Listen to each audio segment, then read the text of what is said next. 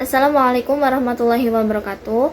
Kami dari kelompok 7 penelitian R&D yang beranggotakan saya Nandana Larati NIM 102, ada Tri Kusumawardani NIM 127, dan ada Nindika Nur Maharani NIM 179. Di sini kami akan mempresentasikan hasil seminar proposal kami yang berjudul Pengembangan model bahan ajar fikih materi sholat dalam berbagai keadaan berbasis flipbook pada siswa kelas 10 di MAN 2 Karanganyar. Latar belakang kami melakukan penelitian ini karena pembelajaran fikih, khususnya pada materi sholat dalam berbagai keadaan, menjadi materi yang wajib dikuasai oleh peserta didik. Karena materi tersebut berkaitan langsung dengan ibadah peserta didik dalam kehidupan sehari-hari. Namun, setelah kami melakukan observasi di MAN 2 Karanganyar, peserta didik belum secara optimal mampu memahami materi tersebut. Hal ini disebabkan karena proses pembelajaran yang masih konvensional. Maksudnya, masih menggunakan metode ceramah saja. Sehingga peserta didik ini hanya mendapatkan penjelasan secara teoritis tanpa adanya praktek secara langsung. Kemudian, kita sudah memasuki era digital, era modern, yang mana peserta didik ini sudah terbiasa dengan media visual, interaktif, ataupun mandiri. Namun, media pembelajaran yang digunakan di kelas tersebut masih terbatas dan belum mampu memberikan pengalaman belajar yang kontekstual kepada peserta didik. Oleh karena itu, kami merasa perlu adanya inovasi bahan ajar yang mana itu mampu menjembatani kebutuhan peserta didik yang memuat visual, kemudian jelas dan mudah dipahami. Sebagai solusinya, penelitian ini mengembangkan flipbook digital sebagai bahan ajar berbentuk buku interaktif yang memadukan teks, gambar, animasi, dan ilustrasi praktek ibadah.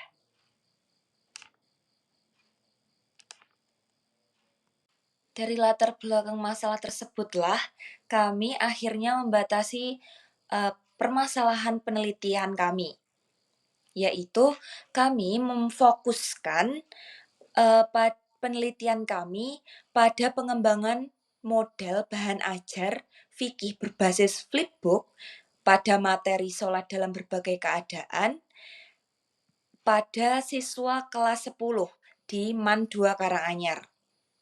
Sehingga rumusan masalah yang kami ambil, yang pertama, yaitu bagaimana proses pengembangan model bahan ajar fikih berbasis flipbook pada materi sholat dalam berbagai keadaan untuk siswa kelas 10 di MAN 2 Karanganyar.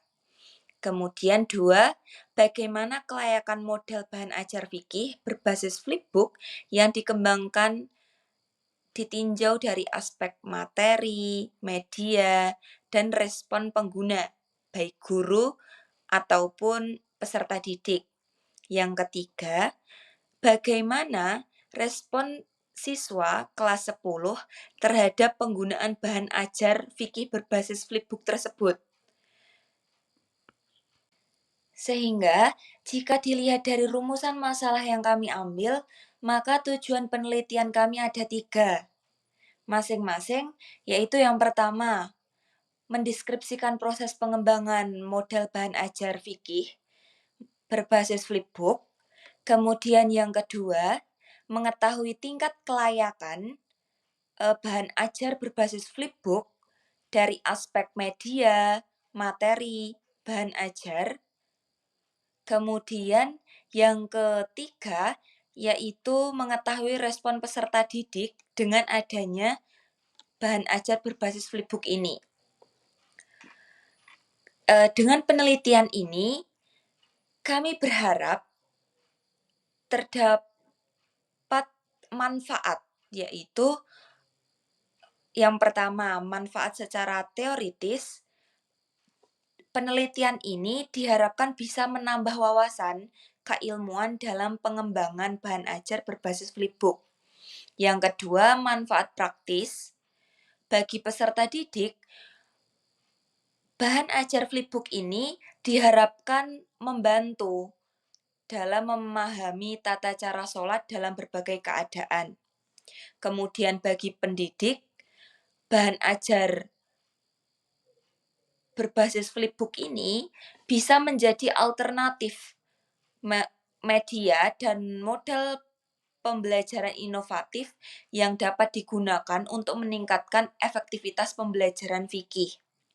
Kemudian bagi madrasah, pengembangan ini mendukung program digitalisasi pembelajaran dan peningkatan mutu pendidikan agama di lingkungan madrasah.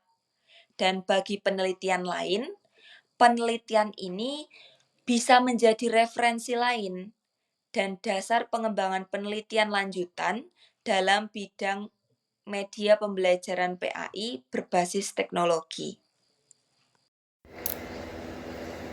Pada bab 2 ini, saya akan menjelaskan teori-teori yang menjadi dasar penelitian.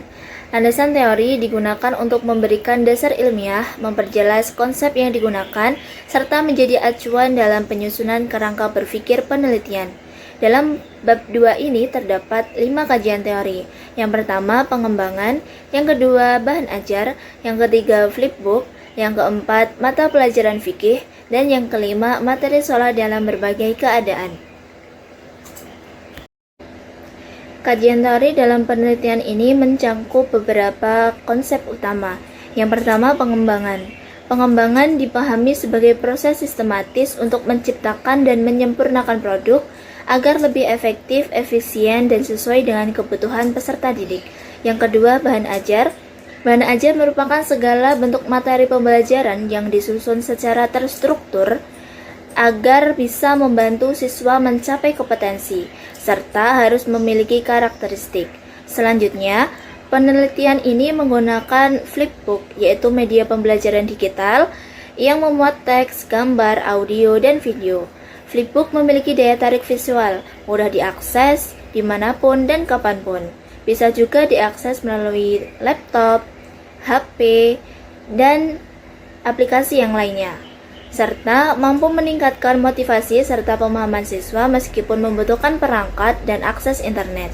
Dalam konteks pembelajaran fikih di Madrasah Aliyah, sebagai ilmu yang mempelajari hukum syariah mengenai manusia dengan tujuan membentuk pemahaman hukum, sikap mendarat, serta kemampuan dalam menerapkan ibadah dan muamalah, merupakan salah satu materi penting dalam sholat dalam berbagai keadaan. Selanjutnya yaitu penelitian terdahulu. Untuk memperkuat penelitian ini, saya mengkaji beberapa penelitian terdahulu yang relevan. Kajian ini penting untuk melihat sejauh mana penelitian sejenis yang telah dilakukan, sekaligus menemukan posisi kebaruan penelitian yang sedang kami kembangkan. Penelitian pertama adalah karya Aram Fauziah pada tahun 2022 yang berjudul Pengembangan Media Pembelajaran E-Modul Berbasis Flipbook pada materi haji dan umrah kelas 10 Diman. Hasil penelitian ini menunjukkan bahwa media flipbook yang dikembangkan sangat layak digunakan menurut ahli dan mendapatkan respon yang positif dari siswa. Hal ini membuktikan bahwa flipbook merupakan media yang efektif untuk pembelajaran fikih. Penelitian yang kedua dilakukan oleh Sri Wulan Windiani pada tahun 2022 dengan judul Pengembangan Modul Digital Berbasis Flipbook Maker pada mata pelajaran fikih, materi kurban dan akikah kelas 11 MA. Penelitian ini menemukan bahwa peningkatan signifikan dalam pemahaman siswa setelah menggunakan flipbook. Hal ini kembali menunjukkan bahwa media digital berbasis flipbook mampu meningkatkan hasil belajar siswa. Penelitian yang ketiga adalah karya Rosa Nur Khairiyah pada tahun 2024 yang berjudul Pengembangan Flipbook Berbasis Digital untuk Meningkatkan Hasil Belajar Peserta Didik pada Materi Kurban Kelas 7 SMP. Hasil penelitiannya yaitu membuktikan adanya peningkatan hasil belajar siswa dari pretest dan posttest sehingga flipbook dinilai efektif digunakan dalam pembelajaran. Dari ketiga penelitian tersebut dapat disimpulkan bahwa penggunaan flipbook memberikan dampak positif dalam pembelajaran, baik dari aspek motivasi, kemenarikan, maupun peningkatan hasil belajar. Hal ini menjadi dasar kuat mengapa flipbook relevan dikembangkan dalam penelitian yang kami lakukan.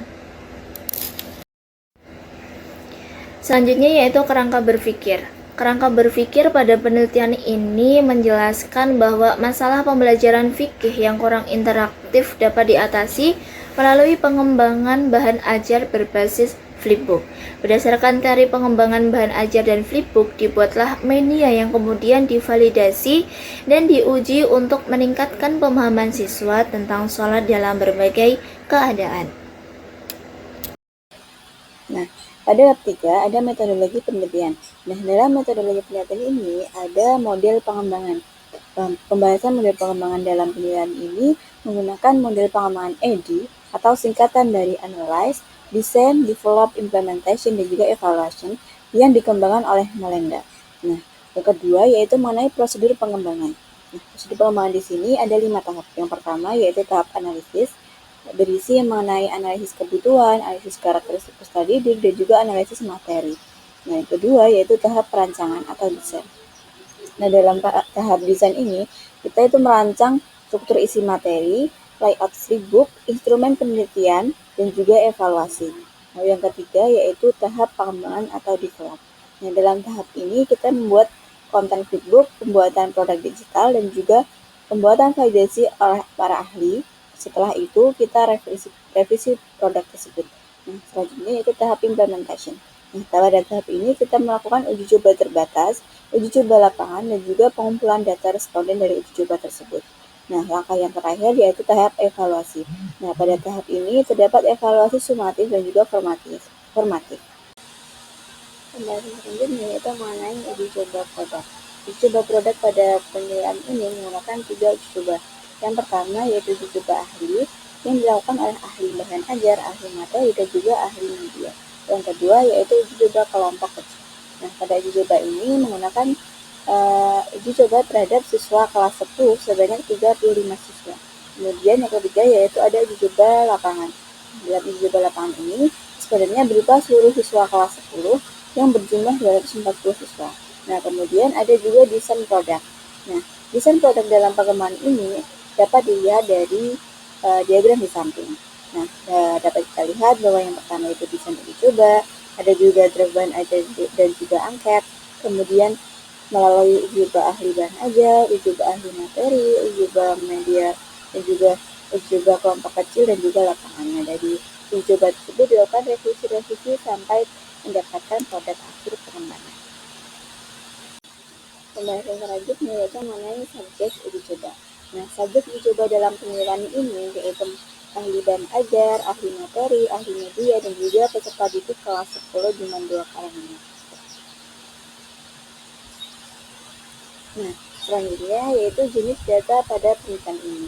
Jenis data pada penelitian ini terdapat 2 jenis data. Yang pertama yaitu kualitatif. Nah, kualitatif ini berisi hasil wawancara, observasi, dan juga angka terbuka yaitu mengenai tanggapan, saran, kritik, dan juga dari para ahli dan juga siswa. Nah, jenis data yang kedua yaitu kuantitatif. Nah, pada data kuantitatif ini dapat berupa hasil angka tertutup peserta didik yang kita sebarkan melalui uji coba lapangan. Selanjutnya yaitu mengenai instrumen pengumpulan data. Nah, pada penelitian kali ini instrumen pengumpulan datanya ada 5. Yang pertama yaitu ada angket. Angket ini berupa angket validasi ahli bahan ajar, ahli media, ahli materi, dan juga angket respon siswa. Kemudian yang kedua ada wawancara. Nah, wawancara ini digunakan untuk memperoleh informasi terkait analisis kebutuhan di tahap yang pertama. Nah, yang ketiga yaitu ada observasi. Nah, observasi ini digunakan untuk mengamati pembelajaran fikih pada kelas 10 dengan 2 karanganyar. Lalu yang keempat yaitu ada juga tes. Nah, tes ini digunakan untuk mengetahui pemahaman siswa terkait materi yang diajarkan, yaitu materi tentang sholat di berbagai keadaan. pembahasan yang terakhir mengenai bab metodologi penelitian, yaitu mengenai teknik analisis data. Nah, teknik analisis data pada penelitian kami yaitu dari skor yang diperoleh dari masing-masing aspek penilaian. Selanjutnya digunakan rumus untuk menghitung analisis data pada rumus yang telah dijelaskan di PPT ini. Kemudian, setelah menghitung presentasi rata-rata setiap aspek, dilakukan penghitungan presentasi rata-rata keseluruhan aspek modul ajar agar dapat diinterpretasikan kelayakannya. Nah, adapun rumusnya itu dapat dilihat di PPT juga di samping ini. Nah, setelah didapatkan presentasinya, maka kita akan melihat dari tentang presentasi dan juga kriteria kelayakan produk dari menurut Ari Kunto. Dari yang 85% sampai 100% itu sangat layak, 70% sampai 84% itu layak, 55% sampai 69% itu cukup layak, dan kurang dari 55% itu kurang layak. Nah, setelah kita menganalisis dan kita dapat menentukan apakah pengembangan produk ini dinyatakan layak atau tidak. Demikian presentasi dari kami, semoga bermanfaat bagi semuanya, dan bila ada salah kata mohon dimaafkan. Wassalamualaikum warahmatullahi wabarakatuh.